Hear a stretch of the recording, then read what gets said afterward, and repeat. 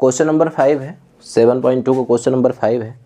Given क्या है, दिया क्वेश्चन क्या दिया है, find the ratio in which the line segment joining A 1 - 5 and B -4 5 is divided by the x axis, also find the coordinate of the point of division.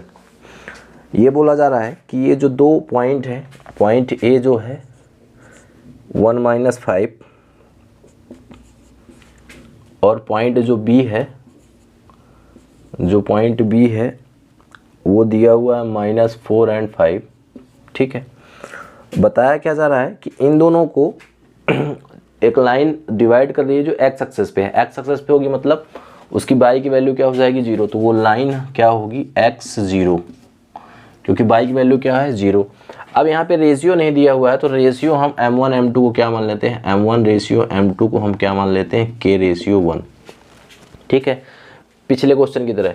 तो अब इसको solve करते हैं। अब देखिए x और y की वैल्यू निकालना है, तो x इक्वल टू क्या हो जाएगा, हम वही फार्मूला होता है m1 x2 plus m2 x1 upon 1 m1 plus m2, और y के लिए फार्मूला क्या होता है m1/2 plus m2/1 upon m1 plus m2।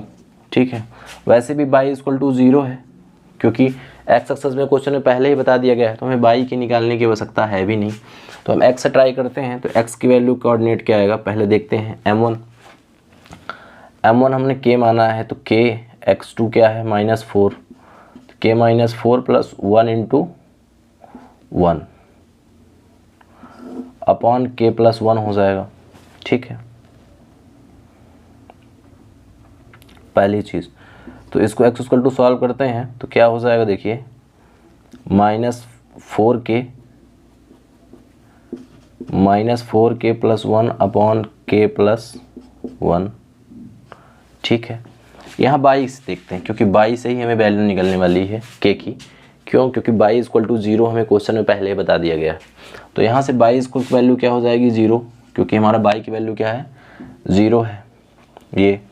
तो 0 इक्वल टू क्या हो जाएगा, m1 की वैल्यू k है, /2 की वैल्यू 5 है, तो k × 5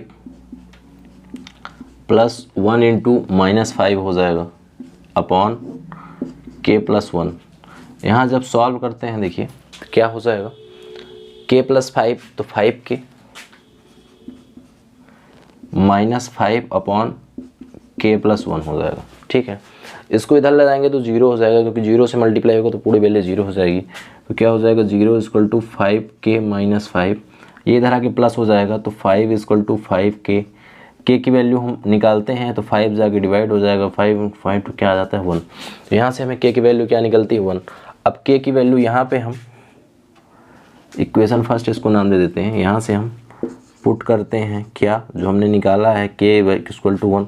तो यहाँ से x की वैल्यू देखिए क्या निकलती है, -4 × 1 प्लस 1 अपॉन 1 प्लस 1। तो x इक्वल टू देखिए क्या हो जाएगा, -4 प्लस 1 अपॉन 2, तो -3/2। तो यहाँ से x की वैल्यू क्या निकलती है -3/2। हमें x की वैल्यू ही निकालनी थी, तो x की वैल्यू क्या निकल के आ गई -3/2। तो हमारा कोऑर्डिनेट क्या था, देखिए कोऑर्डिनेट था x0, तो यहाँ से कोऑर्डिनेट क्या निकल जाएगा -3/0। ठीक है, फिर समझ लेते हैं क्वेश्चन क्या है। क्वेश्चन ये दिया हुआ था कि दो पॉइंट हैं, इनको जो है दो पॉइंट हैं, इनको एक पॉइंट जो x एक्सिस पे है वो डिवाइड कर रहा है, तो बताइए वो कोऑर्डिनेट क्या होगा।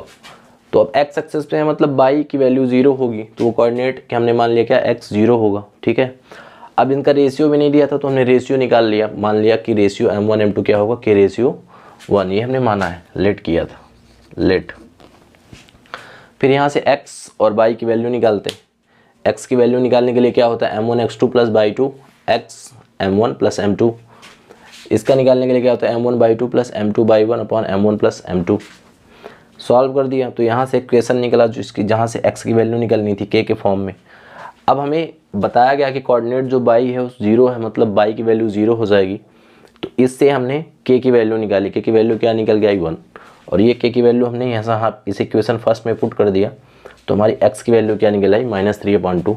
तो तो हमारा कोऑर्डिनेट निकल के आ गया -3/2 और 0। ठीक है।